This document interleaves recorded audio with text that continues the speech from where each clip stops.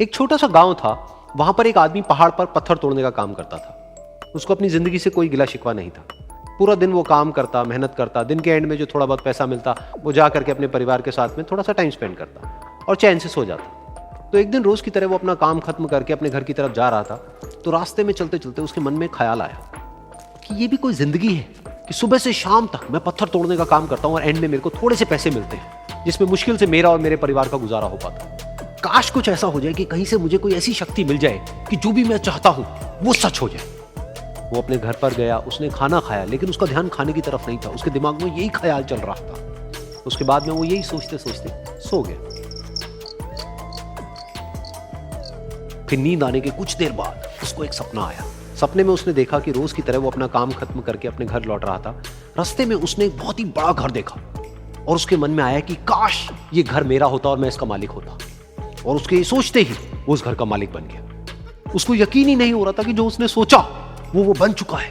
लेकिन उसकी खुशी ज्यादा देर नहीं टिक पाई, क्योंकि उसको एकदम से एक शोर सुनाई दिया। उसने अपने घर के बाहर देखा कि एक बहुत बड़ी रैली निकल रही है जिसमें बीचों बीच एक पॉलिटिशियन है जो ऐसे ऐसे हाथ हिला रहा है। और वहां पर जितने भी लोग खड़े थे सब उसके नाम के नारे लगा रहे थे। उसके आगे हाथ जोड़ करके खड़े थे। सब उसको देखने के लिए तड़प रहे थे। तब उसको यह एहसास हुआ कि मैं कितना छोटा हूं उसके आगे। और फिर उसके अंदर से एक ख्याल उठा कि काश मैं ये पॉलिटिशियन होता और मेरे पास भी इतनी ही पावर होती जितनी कि इसके पास में है। बस उसका इतना सा सोचने की देर थी, वो पॉलिटिशियन बन गया। उसकी खुशी का ठिकाना नहीं था, क्योंकि उसके आसपास में हजारों लोगों की भीड़ थी और सब उसको देखने के लिए तरस रहे थे, तड़प रहे थे। लेकिन उसकी ये खुशी भी ज्यादा देर नहीं टिक पाई। धूप बहुत ही तेज थी और उस पॉलिटिशियन को आदत नहीं थी इतनी गर्मी में रहने की। तो उस धूप की वजह से उसको चक्कर आ गए और वो बेहोश होकर के गिर गया। फिर उसको एहसास हुआ कि ये पॉलिटिशियन सबसे ताकतवर नहीं है, ये जो सूरज है ये सबसे ताकतवर है। और उसके मन में आया कि काश मैं ये सूरज बन जाऊं तो मेरे आगे कोई नहीं टिक पाएगा। और उसका इतना सा सोचने की देर थी और वो सूरज बन गया। और वो खुशी से पागल हो गया, क्योंकि पूरी दुनिया को वो ही रोशन कर रहा था और पूरी दुनिया में ऐसा कोई नहीं था जो कि उसकी रोशनी को रोक सके। लेकिन उसकी ये खुशी भी ज्यादा देर टिक नहीं पाई, क्योंकि कुछ ही देर बाद आसमान में कुछ काले बादल आए जिन्होंने कि उस सूरज की रोशनी को रोक दिया। फिर उसको यह एहसास हुआ कि इस दुनिया में ऐसा भी कोई है जिसमें दम है उसकी रोशनी को रोकने का। और उसके मन में एक ख्याल उठा कि काश मैं वो बादल बन जाऊं।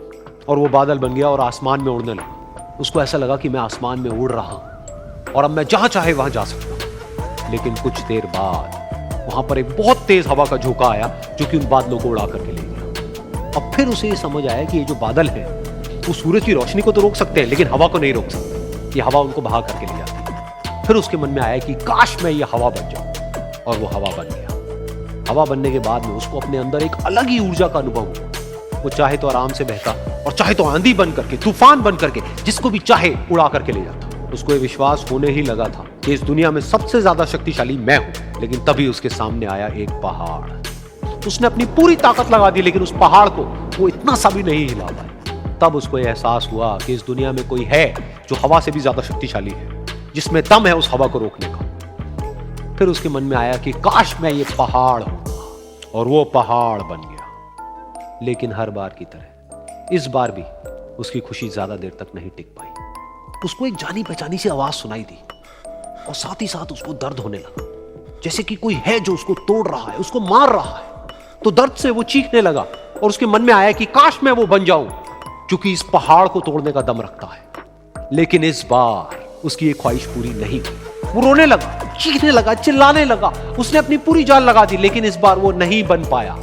उसका दर्द बढ़ता ही चला जा रहा था और दर्द की वजह से एकदम से उसकी नींद खुली और सामने शीशा था। उसने शीशे में देखा और उसको समझ आया कि सपने में मैं वो क्यों नहीं बन पा रहा था जो मैं बनना चाहता था, क्योंकि असलियत में मैं वो ही हूं।